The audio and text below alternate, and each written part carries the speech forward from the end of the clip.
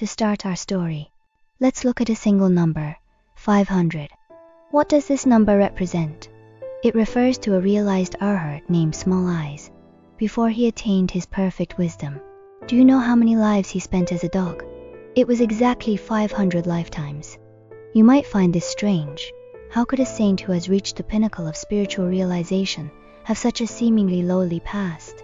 This question leads us directly into the heart of how karma actually works. To find the answer, we must start from the most recent lifetime of Small Eyes. In that life, there was a wealthy family that kept an incredibly fierce guard dog. This dog was trained from a young age to attack any stranger on sight. One day, the highly respected Saint Sariputra happened to visit this household to collect alms. Without hesitation, the dog lunged forward and bit him hard on the leg. The owner was absolutely terrified. He rushed to apologize to Sariputra and quickly prepared food to offer him. After Sariputra finished his meal, he did something that no one expected. He took his remaining food and shared it with the very dog that had just attacked him. That simple act of compassion completely transformed the animal. The dog's fierce, aggressive nature vanished instantly. Instead of growling, it became incredibly gentle, even licking Sariputra's feet with deep reverence. But life is impermanent. Later on, the dog was unfortunately killed by a pack of stray dogs. However, its story did not end there. Death was merely the beginning of an incredible new journey. The dog's consciousness returned to the same wealthy family, but this time, it was reborn as the son of the mistress. 9 months later, a baby boy was born.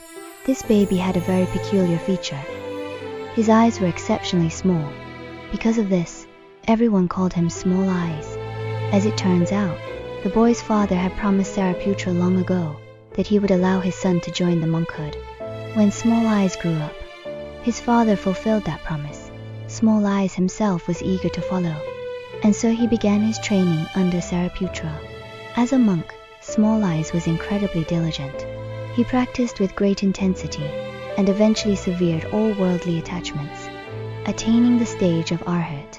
He was now a fully enlightened being, finally liberated from the cycle of birth and death. The story reaches a turning point one day.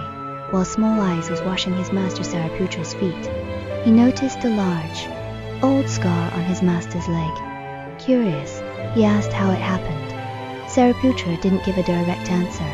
He simply said, "Look back at your own past, and you will know," using his newly awakened supernatural powers. Small Eyes looked back through time. He was stunned. That scar was the very wound he had inflicted when he was a fierce dog in his previous life. As he looked even further back, he realized with shock that he hadn't just been a dog once. He had been one for 500 lifetimes in a row. Why? What could have caused such a severe consequence? To find the root seed of this karma, we have to travel back to a vastly ancient era, the time of Kashyapa Buddha. Back then, the man who would eventually become Small Eyes was a high-ranking Dharma master who managed a monastery. One day, the communal meal was delayed because another monk was deep in meditation and had missed his duties. This monk happened to have very small eyes. The manager monk flew into a rage. In front of all the other monks, he mocked the meditating monk's appearance and shouted, "You are just like a dog. Here is the crucial detail. The monk he insulted was actually a realized Arhat, though the manager later realized his mistake and spent the rest of his life in repentance. The seed of that speech had already been planted. The words were out, and the law of karma was set in motion. This story shows us that karma is not a mysterious punishment.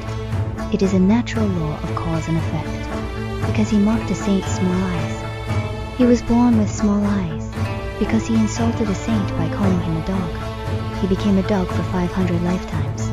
The connection is direct. However, there were good seeds as well. Although he committed a sin of speech, he spent that same life supporting the monks and offering food. That merit did not go to waste. It allowed him to be born into a wealthy family and, ultimately, to encounter a great teacher like Sariputra. This was what finally broke the vicious cycle. So, what is the greatest lesson of this story? It is that every thought, every word and every action, whether good or bad, never truly disappears. They are like seeds, waiting for the right conditions to bloom. This leaves us with one final question to consider. If everything we say and do today will eventually find its way back to us, what kind of future are we creating for ourselves right now?